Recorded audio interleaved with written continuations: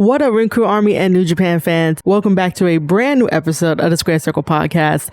I'm your host, Marie Shadows, and we are going to continue our talk and review of New Japan Pro Wrestling Resurgence that happened at the LA Coliseum on August 14th. Again, that was show of the year. No other wrestling pay-per-view compares to New Japan Pro Wrestling. Oh, and I hope that you definitely enjoyed the show, whether you attended live in Los Angeles or you watched it home with the rest of the world, and you also enjoyed these review episodes. And if you did enjoy these review episodes, all you have to do is just tell a friend. Tell a friend to listen to the Square Circle Podcast on Anchor, Spotify, and Apple Podcast. This podcast episode of the Square Circle Podcast will be going over the amazing surprise return of the Kingpin, Will Ospreay, and talking about the tag team match of the Good Brothers versus Jon Moxley and a partner of his choosing, along with another surprise confrontation happening at the end of that match. So Will Ospreay is back. Will Ospreay is back in the States, and he has come to the ring to inform us that he is medically cleared to wrestle, which I'm happy about. I'm ecstatic about. Thankfully, he's medically cleared. Let's just see how well his neck holds up as he begins to challenge other indie wrestlers, go to other wrestling promotions, whether it's Ring of Honor, Impact, AEW, and even doing the New Japan Strong tapings. Let's see how well his neck can definitely hold up. He has been putting on a little bit more muscle on his frame. So the more muscle that he adds on, especially to his neck and shoulder areas, it can definitely help him in the long run.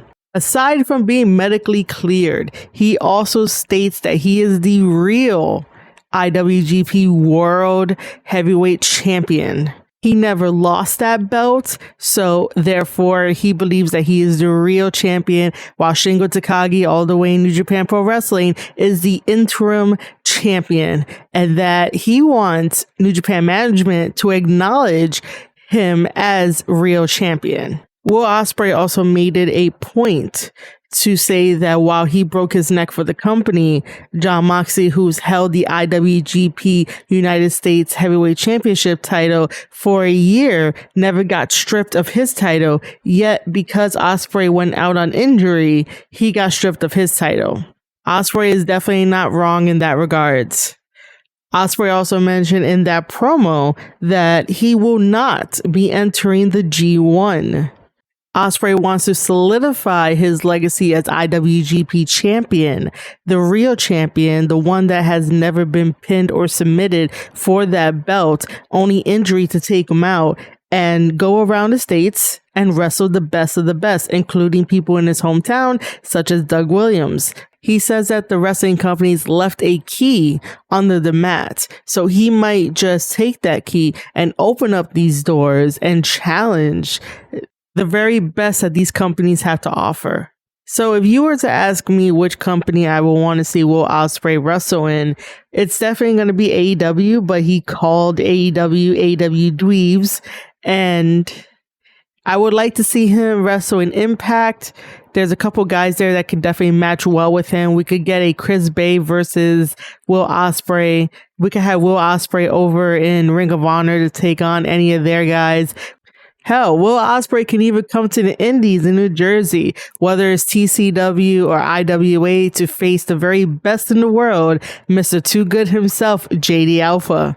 And obviously, Will Ospreay can fight the young guys on New Japan Strong and definitely help them out a little bit more, because he believes that New Japan Strong wouldn't survive without him, and Will Ospreay just has this chip on his shoulder when it comes to the New Japan Strong guys, and think that if New Japan had to rely on New Japan Strong guys, that no one would really watch, which is inaccurate.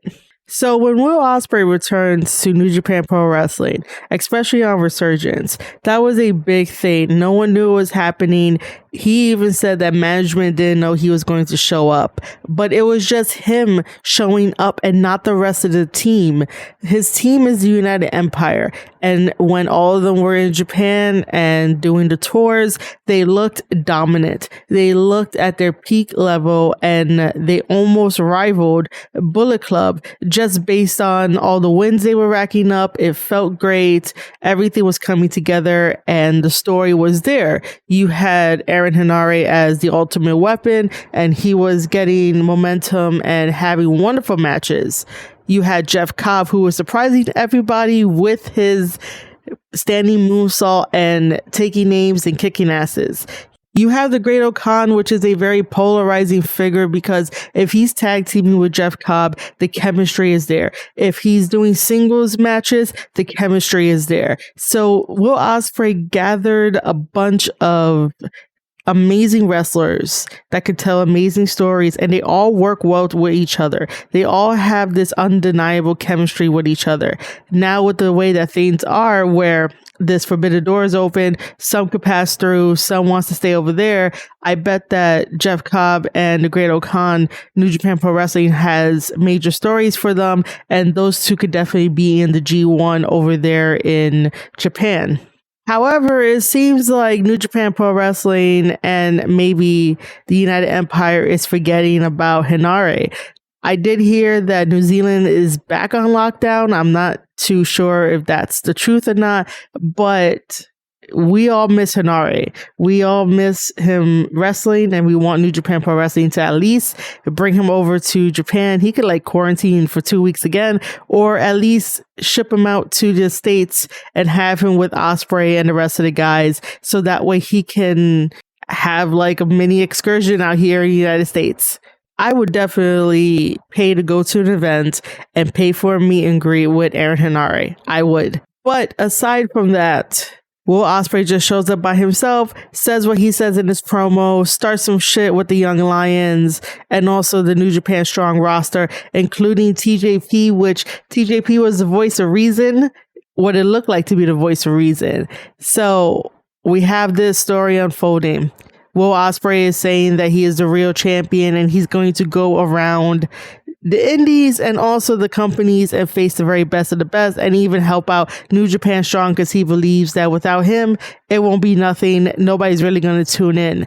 However, what is happening with the United Empire? Are we going to see a United Empire reunion down here in the States sometime soon after Jeff Cobb and the Great Khan are done with their tour dates, and then maybe we could get Henare over here? Like, if Will Ospreay really wants to be the leader of this group, he probably should have rethought about returning at a New Japan Pro Wrestling show in Japan and not at Resurgence at the LA Coliseum here in the States. You don't go and leave your boys hanging, especially when those athletes gave everything to make the United Empire work. This Will Ospreay is cocky and overconfident. You could tell by the way that he dressed, the way that he presented himself when he came out, the disrespect to the locker room, including all of the New Japan Pro Wrestling Strong guys that were there. Ospreay really thinks he's above everybody. So this is why I question if United Empire is still going to be around. Because when they were a unit, Will Ospreay really didn't think of himself or act like he's above everybody else. Because he came back from injury, it definitely feels like he is untouchable now. Let's see how this all plays out with Will Ospreay being here in the States, carrying around that IWGP World Heavyweight Championship title, and see if he might put that on the line against certain wrestlers here in the States. Here's my fantasy booking to get this whole storyline over here in the States, even though us American fans are going to eat up the Will Ospreay storyline of that he is the real IWGP World Heavyweight Champion. So Ospreay is going to go to every promotion that he sees fit. He's going to wrestle the very best of the best and make the case that he is always the winner. And this is why he is the champion. This is why New Japan Pro Wrestling entrusted him to be the forerunner of New Japan Pro Wrestling, bringing it overseas and showing the American people why New Japan Pro Wrestling is one of the best wrestling companies in the world today. So the more wins he racks up, the better his story will be, the better case he will have for us to believe that he is truly real champion like he claims. Now, let's keep doing this a little bit longer, maybe until Wrestle Kingdom, maybe until the anniversary show. Now, over on the Japan side, Shingo Takagi is going to need to rack up his own wins in New Japan Pro Wrestling. But let's not only make it New Japan Pro Wrestling, let's make it Noah. Let's make it All Japan Pro Wrestling as well. The other promotions within Japan, because if Shingo cannot travel over here, then let's do that over there. The more wins that Shingo has over there in Japan as the IWGP World Heavyweight Champion, the bigger the argument would be, the better the case would be. And eventually, when we get to either Wrestle Kingdom or the anniversary show of New Japan Pro Wrestling, let Will Ospreay versus Shingo one last time to see who is the true and real IWGP World Heavyweight Champion of New Japan Pro Wrestling. Now, that would be amazing if we can get Shingo over here to the States and have that match here in honor of us fans being the very best. I would love to see Will Ospreay wrestle live, and I would love to see Shingo Takagi wrestle live as well. So that would be my way of how to book it and see how it goes. Because right now it's going to be really hard to try and do this. I'm a better real world champion than Shingo Takagi is, because Shingo right now is recovering from COVID, unfortunately. So that's slowing him down. And what's happening over in Japan is also slowing down the events. So if we are really thinking about this, the bigger picture, it's going to be one-sided. And obviously Will Ospreay will get his point across as him being the real champion. Will Ospreay is going to get his point across of being this overconfident, cocky of a wrestler, taking down everyone in his path.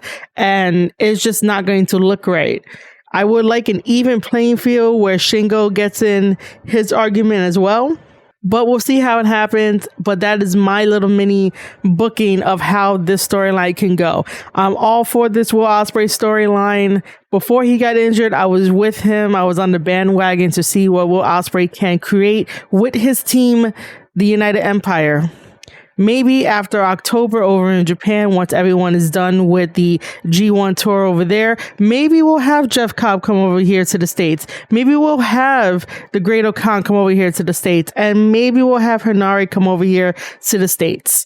And so that way the United Empire can be strong over here. The fans will love them. They'll be super over. And we could definitely see how this Will Ospreay and the IWGP World Heavyweight Championship title story will unfold. Other than Will Ospreay shocking New Japan fans and fans all over the world by showing up on New Japan Pro Wrestling Resurgence, we also had a tag match that followed right after it. The Good Brothers, who are the Impact Tag Team Champions, wrestled against Jon Moxley and a partner of his choosing. So Jon Moxley decides to choose Yuji Nagata to be his partner here against the Good Brothers. I honestly do not see the appeal of the Good Brothers. I just don't get it. I don't get the hype of Carl Anderson and Luke Gallows, even if they were former members of the Bullet Club and any other club that they decided to form. Like, I don't get it. And usually I'm open about a lot of things. Like, they have a sense of humor that normally I'll get along with, normally I'll laugh with and probably add on to it. But at this point, it's just chow humor and toilet humor that's just like, grow up a little bit. In terms of their fighting inside the ring, I think that it could be a little bit better and not so formula-like. And the psychology lately has not been there. The psychology has been off, especially on AEW Dynamite where they wrestled. And there was an incident where the referee was distracted, only for them to throw in the belt for the belt to be used rather than throwing the belt at the referee. So that way the continuation of the distraction can happen, and whatever dirty tactic they were going to do, they could just do it. Like, the psychology was just off in that match on Dynamite. Anyway, this match here in New Japan Pro Wrestling Resurgence was okay. Again, I'm going to say it on this podcast that I am not a fan of Jon Moxley. Jon Moxley is a hit or miss for me, depending on what he is doing. Depending on what situation he's in, he's just a hit or miss for me. The match was okay. The one big highlight of the match was that Jon Moxley started taking out chairs and other weapons, and they set the chair up, and in comes the Good Brothers, picks up Jon Moxley, does the magic killer on Jon Moxley onto the chair, and he is out for the rest of the match, leaving Yuji Nagata by himself to battle Carl Anderson and Doc Gallows. While Nagata is one tough son of a bitch to be in this match, he did not last too long against the two members of the Good Brothers. So unfortunately, the Good Brothers managed to pick up the victory against Jon Moxley and Yuji Nagata. But that's not all. After the Good Brothers defeated Jon Moxley and Nagata, they take to the mic, had some words to say post-match. The mic didn't want to work. So my joke there is that Dick Togo has something to do with the mic not working at Resurgence. Togo works in mysterious ways. If he's able to get Evil over with shutting off the light and going after Shingo Takagi, he's able to pull the plug and not have the Good Sisters talk their shit. And out came the Gorillas of Destiny, Tama Tonga and Tonga Loa. We have been waiting for this moment forever, and their banter back and forth on Twitter has been flawless against the Good Sisters. Carl Anderson talks a lot of shit. He talks a lot of nothing that he thinks is substance, but there's nothing there. It's like that Tom McDonald song, I Hate Hip Hop, where he says, say so much and don't say nothing, a bunch of garbage in your lines. I ain't say so much and don't say nothing, bunch of garbage in your lines. That's exactly what Carl Anderson has been doing for the past month. Talking shit, not backing up. He even said he'll slap Tama. So Tama went there personally with his brother as backup. Because you know you're going to need backup anytime the Elite is around. So he went there, got into the ring, got right up in Carl Anderson's face, and even gave him his cheek. What did Carl Anderson do? Carl Anderson did nothing, like a bitch. Didn't even slap him. And you guys know that when Tama says something, he's going to do it. He shows you through actions. Tama doesn't back down like Carl Anderson. Carl Anderson definitely sold out after he jumped ship from New Japan Pro Wrestling over to WWE, and then from WWE to TNA, and then now coming back home wanting some type of hero's welcome on the New Japan roster. No. But then again, the Good Sisters never cared and did whatever they wanted since coming back. But then again, the Good Sisters do whatever they want and did whatever they want ever since coming back to New Japan Pro Wrestling. And now they hold the tag team titles in Impact Wrestling. And now we need to see what happens next. Obviously, Carl Anderson did not slap Tama Tonga, even though Tama was like, here's my cheek. You can slap it because you said so on Twitter. And it was just the same old thing. This proves that sometimes when you meet your fans in real life, they're going to back off and they're not going to do what they say on the internet. Prime example, Carl Anderson. After that, the Good Sisters walked off, and who was standing tall in that ring without breaking a sweat? The Gorillas of Destiny, Tama Tonga and Tonga Loa. We'll see what happens in the upcoming months.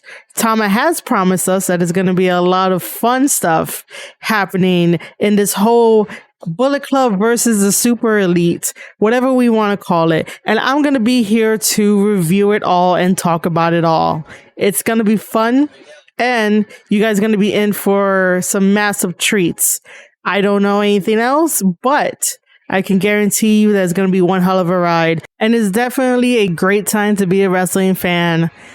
And with that, ladies and gentlemen, that wraps up this podcast episode with the surprising return of Will Ospreay, medically cleared to wrestle. So I am ecstatic, and I just want to see his story unfold and see where it goes. And then also having a surprise appearance of the Gorillas of Destiny, Tama Tonga and Tonga Loa, confronting the Good Sisters, and Carl Anderson walking away like a bitch. Didn't even slap Tama. Yo, if Tama gives you his cheek, make sure you fucking slap it next time, because The guns are going to be out, firing squad is coming back, and your asses are getting back up. Bullet Club doesn't miss with their shots. And you guys know for damn sure that Marie Shadows, the storyteller, is Team Bullet Club and Team Firing Squad. So with that being said, ladies and gentlemen, thank you for listening to the audio podcast on any podcast platform that you get your podcast on. It will be great if you can definitely favor this on anchor.fm/Square Circle Podcast. And if you're a fan of Spotify or Apple Podcasts, make sure to leave a review to let people know how the show is. And also spread it by word of mouth. Tell a friend. Let them know that Marie Shadows is here to really break down professional wrestling. Whether that's All Elite Wrestling, New Japan Pro Wrestling, Impact Wrestling, maybe some Ring of Honor, maybe some WWE sometimes. Maybe. But all in all, I talk about professional wrestling because that is my super passion. If you want to continue the conversation of professional wrestling with me further on the internet, all you have to do is follow me at Twitter at Marie_Shadows. And if you want to take it a step further, I have a Patreon where all of these podcast episodes, video podcast episodes, vlog episodes for when I go on my indie journey along the East Coast, you can create these wrestling memories with me. And a lot more is going to be installed, especially adding some fitness videos, some behind the scenes photos, some photos in general, and just regular Patreon stuff. That's right. I have a Patreon, guys. Go support the Patreon over at patreon.com/Marie Shadows so we can all make wrestling memories together. All right, ladies and gentlemen, you have been listening to an episode of the Square Circle Podcast. I'm your host, Marie Shadows, and I'll see you guys on the next one.